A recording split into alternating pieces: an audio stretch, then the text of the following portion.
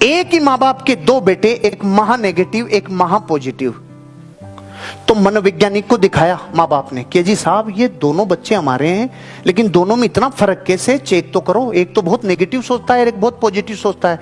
कि पहले मेरे को साहब एक्सपेरिमेंट करना पड़ेगा। कि अच्छा कर लो सर।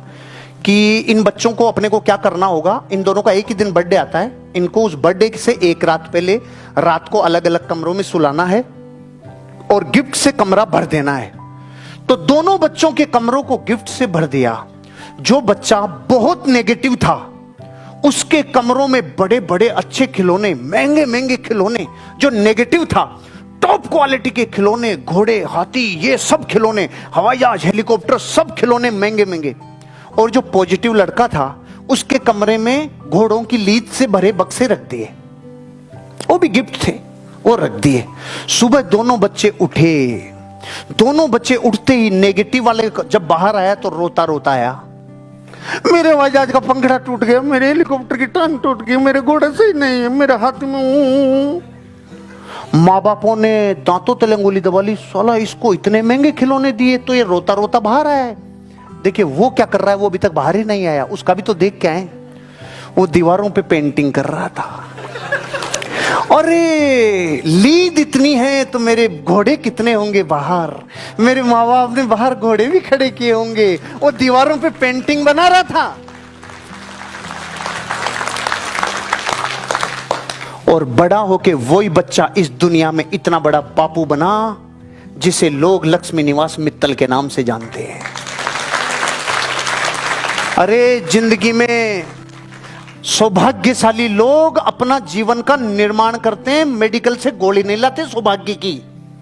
जीवन का निर्माण खुद करते हैं, अपने भाग्य का निर्माण कर सकते हैं। इसीलिए तो पूरे विश्व के पंडित जब रेखाओं को देखते हैं तो ये कहते हैं देख रेखा तो जो बता रही है अब तक वो है, लेकिन इन रेखाओं को अपने पुरुषार्थ से बदला जा सकता है, इनको अपने पीछे पीछे दौड़ाया जा सकता है, पुरुषार्थ से बढ़ाया जा सकता है।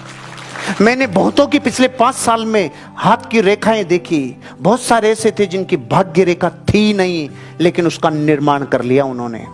और बहुत सारे ऐसे थे जिनके भाग्य रेखा भी थी, सूर्य रेखा भी थी, बुध रेखा भी थी, लेकिन वो धुंधली हो गई। वो धुंधली हो गई क्योंकि उन्होंने सोच लिया अच्छा अपने तो सारी है, आराम कर ले आराम से। रेखाएं पुरुषार्थ को फॉलो करती है, रेखाएं पुरुषार्थ को फॉलो करती है। खुशकिस्मत लोग बदतर हालात में से भी बेहतर निकाल लेते हैं। अब आप खुशकिस्मत हो कि नहीं हो यह आपकी चॉइस है।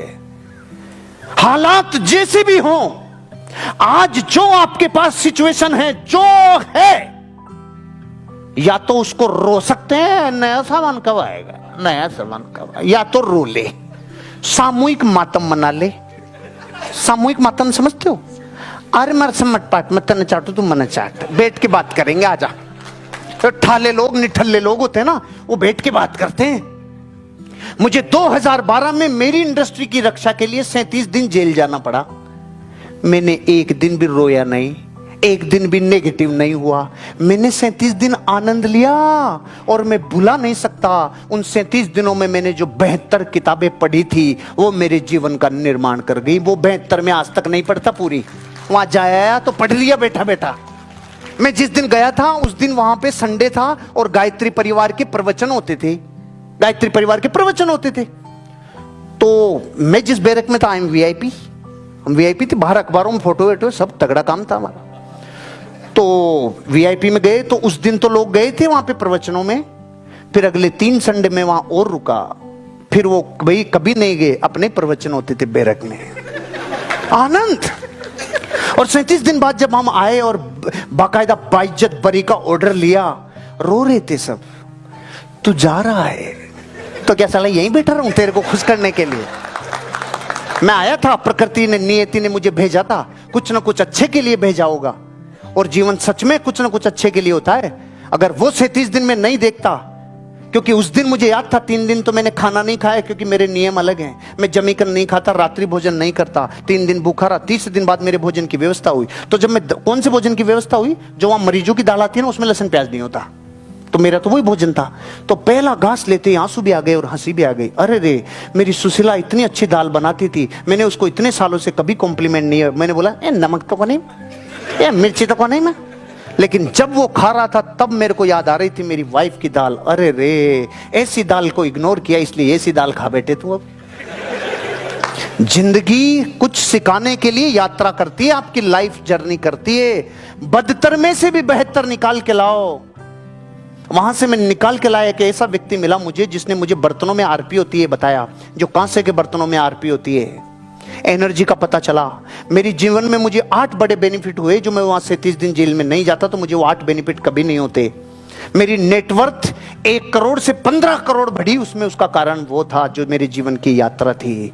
नेटवर्थ 15 गुना बढ़ गई पिछले 5 साल में। 15 गुना, 15 टाइम नेटवर्थ 5 साल में बढ़ जाए, कुछ तो है। बदतर हालात में से जो बेहतर निकाल ले, लोग उनको सौभाग्यशाली कहते हैं। और सौभाग्यशाली कहते हैं चला इसमें सौभाग्य क्या है, तू भी ऐसा हो जा, पानी तो सबके बरस रहा है, तेरा भी बर्तन लेके खड़ा हो जा, तुझे भी मिल जाएगा। नहीं, मैं बर्तन उल्टा रखूंगा। तो तू बिना पैरासूट खोले ही कूद जा, ऊपर जाके कूद जा, पैरासूट खोलना मत।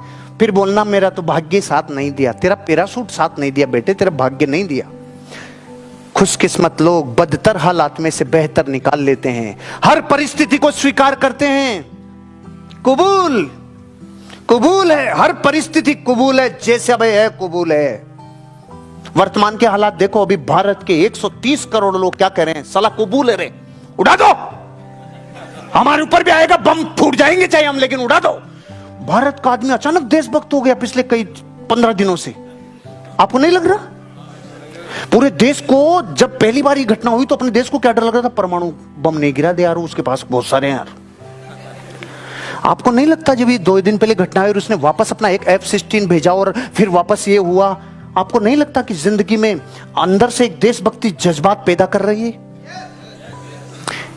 अपने जीवन में जो बदतर में से बेहतर निकाल सके वो सौभाग्यशाली लोग हैं, हर परिस्थिति को स्वीकार करते हैं। देश के कितने लोगों ने इतने स्क्रीनशॉट देखे हैं मैंने इन पिछले 10 दिनों में। कोई बच्चा 20 रुपया भारतीय सेना के खाते में डाल रहा है, कोई 10 रुपया, कोई 5 रुपया, कोई 50 रुपया, कोई 1 लाख, कोई 2 लाख, कोई 5 लाख, करोड़ों रुपए लगा दिए। मैं भी पढ़ रहा था 5-7 दिन पहले कि देश में सोना कितना है। अपने देश में इस टाइम 22,000 टन सोना है, 22,000 टन, 65 लाख करोड़ का सोना। और भारत सरकार का बजट 6 लाख करोड़, और सोना अपने पास 65 लाख करोड़। एक बार तो भारत सरकार मांग लेना, इन गर्मी मांग लेना थोड़े दिनों में, तो पूरा 65 लाख करोड़ दे दें अपन। देश का सवाल है यार। जो हालात होंगे उसको कबूल किया, अपने अंदर ऑटोमेटिक जज्बात पैदा हो जाते हैं। आपके पास जो जब हालात होते हैं ना, उनको कबूल किया करो, कबूल किया करो। मैंने मेरी जिंदगी के बिजनेस में 3 बार बड़ी मंदियां देखी है, बड़े ब्रेक्स देखे, बड़े ब्रेकडाउन देखे। आपने तो एक ही देखा है, आपने एक ही देखा है, और दुनिया में एक देखा है, इसलिए भी कम नेटवर्थ है आपकी। अगर नेटवर्थ को 20 गुना करना है, इन हालातों के आनंद लेना शुरू कर दो, बदतर में से बेहतर निकालना शुरू कर दो, आपका जीवन बदल जाएगा। सौभाग्यशाली कहते हैं ना लोग जिनको, वो हजारों बार बदतर हालात में गए लेकिन बेहतर बन के निकले, बेहतर बन के निकले। जब मेरे पास मेरी लाइफ को मैं अपना एनालिसिस करता हूं, और जब जब मेरी जिंदगी में मैंने ब्रेकडाउन्स देखे, ये ब्रेकडाउन्स देखे, तब लोगों ने फब्तियां कही, तब लोगों ने छींटाकसी की, तब लोगों ने बातें कही। लेकिन इससे पहले आया था ना, लोग उनकी बातों की परवाह नहीं करते, लोग उनको सौभाग्यशाली कहते हैं। हम कहते हैं इसमें ताकत लगती है, सौभाग्य को बनाने में ताकत लगती है। आप वर्तमान हालात के आनंद लो, अपना निर्माण करो। अगर 2 दिन भी आपको सेल्स करने का मौका नहीं मिला है, टाइम नहीं मिला, उसका आनंद लो, निर्माण करो खुद का, खुद के डेवलपमेंट में टाइम लगाओ, खुद के लिए शिक्षा में टाइम लगाओ। मैंने कुंभलगढ़ में आपको बोला था, अपने जीवन में अपने पैसे को कैसे कैसे करें, कैसे कैसे आप यूज करें, उसमें 10% शिक्षा के लिए बोला था। अब मैं नया फार्मूला लेके आया हूं आज, ली कोशिंग फार्मूला। वो अमेरिका का था, अब की बार जापान का लाया हूं। वो थोड़े गरीबों के लिए था, अब की बार थोड़ा सा पैसे वालों के लिए लाया हूं। क्यों? चीजें उन्नत करती है, उन्नति उठती है, ऊपर उठती है। अपनी लाइफ में हर परिस्थिति को स्वीकार करते हैं, घबराने के बजाय योजना बनाते हैं, घबराते नहीं है। योजना बनाते हैं।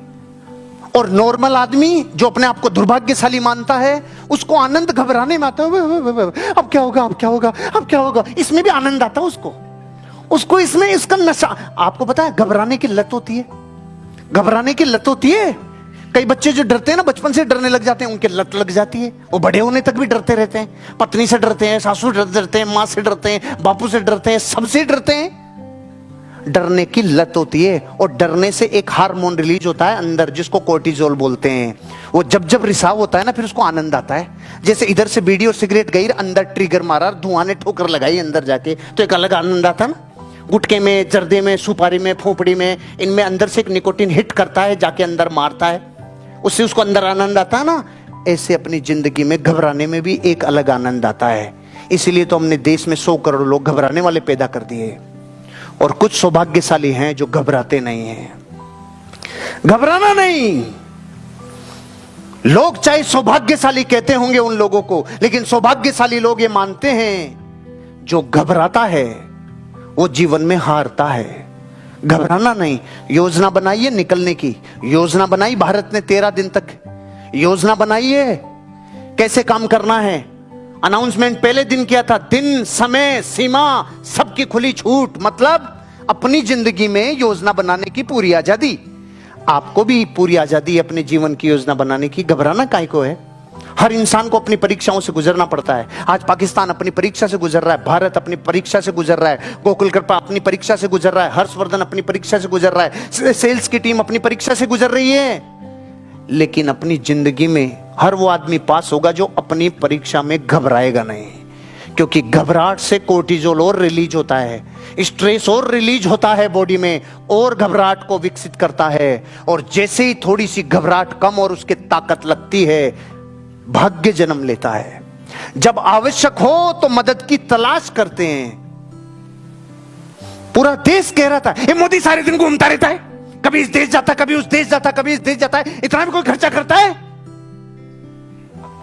जिन 84 देशों में जाके आया था, वो 84 देश कह रहे हैं अगर आपके इधर से तैयारी नहीं हुई तो हम आपके साथ मिसाइल छोड़ने के लिए तैयार हैं। ये वही देश है जहां यात्रा करके आया है। रिश्ते बनाने से बनते हैं, मदद के लिए पहले मदद देनी पड़ती है। इजराइल दुनिया में 30 नंबर की पावरफुल सेना, वो कह रहा है हम आपके साथ हैं, एक इशारा कर देना। ये कब हुआ? जब किसी ने अपनी जिंदगी में, अपनी लाइफ में मदद कभी ना कभी मिलेगी, इसलिए पहले जाके लोगों से रिश्ते बने और मदद हुई। आप और हम अपनी जिंदगी में ऐसे रिश्ते बनाओगे तो जिनको लोग तो सौभाग्यशाली कहेंगे, लेकिन आपको पता चलेगा रिश्ते प्राइस मांगते हैं। रिश्तों को मेंटेन करने में पैसा लगता है, समय लगता है, एनर्जी लगती है। रिश्ते यूं मेंटेन नहीं होते। अगर आप अपनी जिंदगी में किसी से मदद लेते हो और मदद मिलती है, वो तब ही मिलेगी जब आपने मदद की होगी, आपने समय का निवेश किया होगा, धन का निवेश किया होगा, एनर्जी का निवेश किया होगा, उसके लिए अच्छी फीलिंग्स का निवेश किया होगा, उसके लिए अच्छी ब्लेसिंग दी होगी, तब मदद मिलती है और लोग उसको सौभाग्यशाली कहते हैं। हर एक सौभाग्य का फार्मूला है, हर एक सौभाग्य